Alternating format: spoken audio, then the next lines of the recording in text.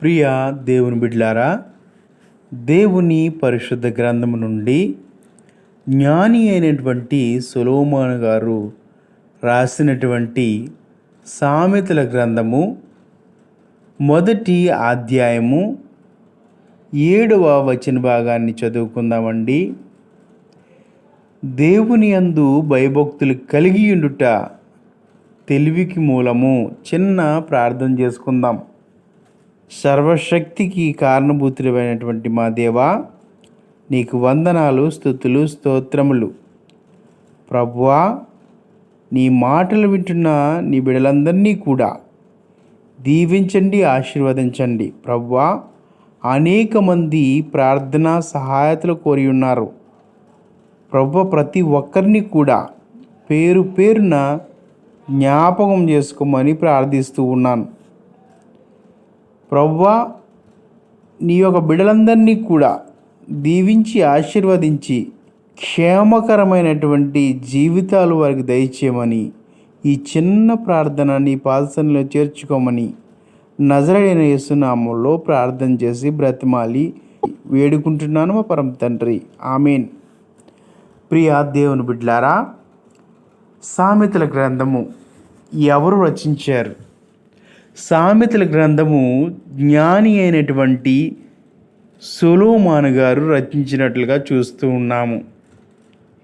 ఆయనకి మొదటిగా జ్ఞానము ఎక్కడి నుండి వచ్చింది అని చూసినట్లయితే, సామెతల గ్రంథము 3వ అధ్యాయంలో దేవుడైనటువంటి యెహోవా ఆ యొక్క సొలొమోను గారిని దర్శించి, నాయనా సొలొమోను, నీకు ఏమి కావాలో కోరుకో అన్నప్పుడు సొలొమోను ధనధాన్యములను కాక జ్ఞానాన్ని అడిగి, జ్ఞానాన్ని, తెలివిని, సమస్త ధనమును, సమస్త సామర్థ్యమును ఆయన సంపాదించుకున్నట్టు వాక్య లేఖనాలు తెలియజేస్తున్నాయి. ఆ యొక్క జ్ఞానముతో ఆ యొక్క భక్తుడు చక్కటి మాటలు, జ్ఞానయుక్తమైనటువంటి మాటలు రచించాడు. ప్రియ దేవుని బిడ్డలారా, సామెతల గ్రంథము మొదటి అధ్యాయము 7వ వచన భాగంలో అంటాడు కదా, మానవులు తెలివిగా జీవించాలి. ఈ లోకములో జీవిస్తున్నటువంటి ప్రతి ఒక్కరు కూడా తెలివిగా జీవించాలి. తెలివిగా అంటే సాతాను, అపవాది, దూషకుడు, హింసకుడు, హానికరుడైనటువంటి దుష్టుడు ఆయన సులువుగా చిక్కులు పెట్టేటువంటి పరిస్థితులు, పన్నాగాలు మానవుల ఎడల, మానవుల జీవితాల పట్ల ఆయన జరిపిస్తూ ఉన్నప్పుడు మానవుడు తెలివిగా జీవించాలి, తెలివిగా ప్రవర్తించాలి, తెలివిగా నడుచుకోవాలి అని వాక్య లేఖనాలు తెలియజేస్తూ ఉన్నాయి. అయితే ఈ తెలివి ఎక్కడి నుండి వస్తుంది అని మనం గమనించినట్లయితే, తెలివిని మనం సంపాదించుకోవాలి, తెలివిని మనం అభ్యసించుకోవాలి, తెలివిగా జీవించాలి, తెలివిగా ప్రవర్తించాలి, తెలివిని ప్రదర్శించాలి అని అంటే, ఇక్కడ సొలొమోను గారు ఒక మాట మాట్లాడుతున్నారు. తెలివి మానవులకి కావాలి అంటే, తెలివి విశ్వాసులకు కావాలి అంటే ఏం చేయాలట? యెహోవా యందు భయభక్తులు కలిగి జీవించాలి. యెహోవా యందు భయభక్తులు కలిగి జీవించుట మానవునికి ఏమి తెస్తుందండి అంటే తెలివిని ఇస్తుంది. ఎందుకంటే ప్రియ దేవుని బిడ్డలారా, గమనించండి, దేవుని వాక్యాలన్నీ కూడా మనం చదువుతూ ఉంటే మానవునికి ఏమొస్తుంది? మొదటిగా భయం వస్తుంది. రెండవది ఏమొస్తుంది? భక్తి వస్తుంది. ఈ భయభక్తుల ద్వారా దేవుని వచనాలు నీకు ఏం నేర్పిస్తాయి అంటే తెలివిగా ప్రవర్తించుట నేర్పిస్తాయని వాక్య లేఖనాలు తెలియజేస్తున్నాయి. ఓ ప్రియ విశ్వాసి, విశ్వాసురాలా, విశ్వాసుడా, మనము తెలివిగా ప్రవర్తించాలి. ఒక సామెత, ఒక ఉపమానం మాట్లాడుతున్నాడు. పావురము వలె నిష్కపటులమై ఉండాలట, పాముల వలె వివేకులమై ఉండాలట.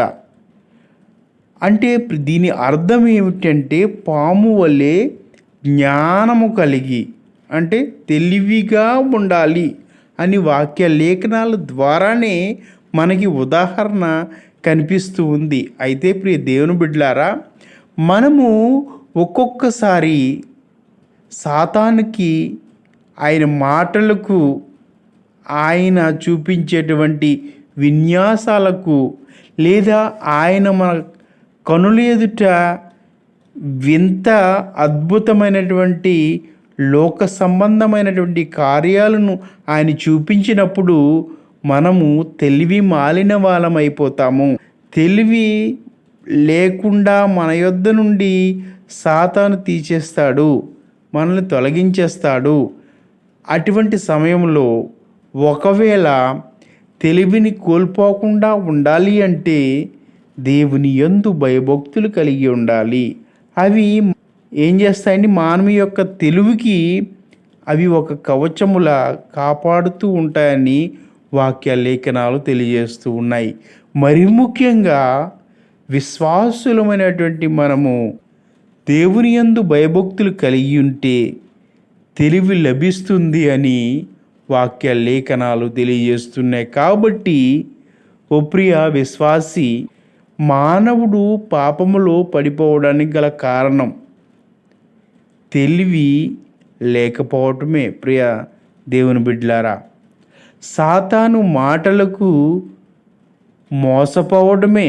ప్రియ దేవుని బిడ్డలారా, అనేక సందర్భాల్లో సాతాను అపవాది, దుష్టుడు, దుర్మార్గుడు, అన్యాయస్తుడు అయినటువంటి ఆ అపవాది మనలను సులువుగా చిక్కులు పెట్టి మోసపరచాలి అని చూస్తున్నప్పుడు నీవు ఒకవేళ దేవుని యందు భయభక్తులు కలిగి ఉంటే తెలివిగా ప్రవర్తించి ఆ యొక్క పాపము నుండి తప్పించుకుంటావని వాక్య లేఖనాలు తెలియజేస్తున్నాయి. ఓ ప్రియ సహోదరి, సహోదరుడా, ఒకవేళ సాతాని యొక్క పన్నాగములకు నీవు తెలివిహీనుడవై లోబడిపోతున్నావేమో ప్రశ్నించుకో.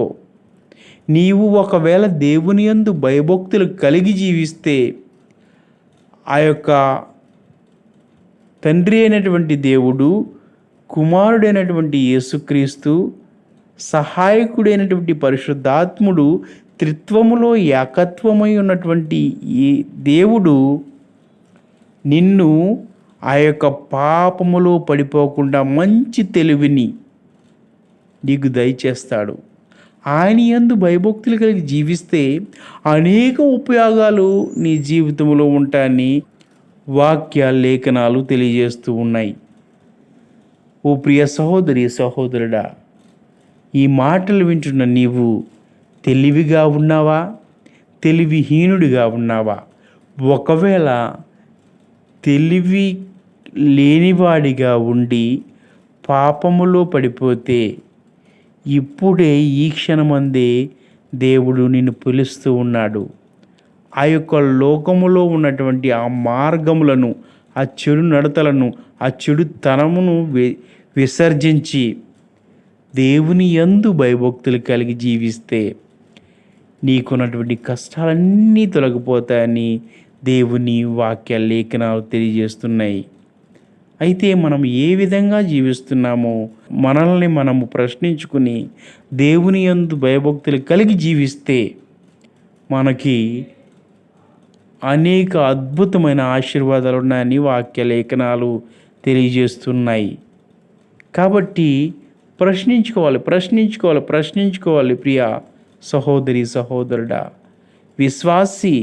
నీవు తెలివి మాలినవాడిగా, తెలివి లేనివాడిగా, తెలివిహీనుడిగా ఉన్నామేమో, ఒకవేళ ఉన్నావేమో ప్రశ్నించుకో. దేవుడు పిలుస్తూ ఉన్నాడు, అయ్యా నా యొద్దకి రా అని పిలుస్తూ ఉన్నాడు. ఆయన యందు భయభక్తులు కలిగి ఉంటే వచ్చేటువంటి మొట్టమొదటి లాభం ఏమిటంటే తెలివి వలన మానవుడు జీవితాన్ని నరకములో పడిపోకుండా పరలోక రాజ్యానికి చేరగలిగే శక్తిని సంపాదించుకుంటాడని వాక్య లేఖనాలు తెలియజేస్తూ ఉన్నాయి.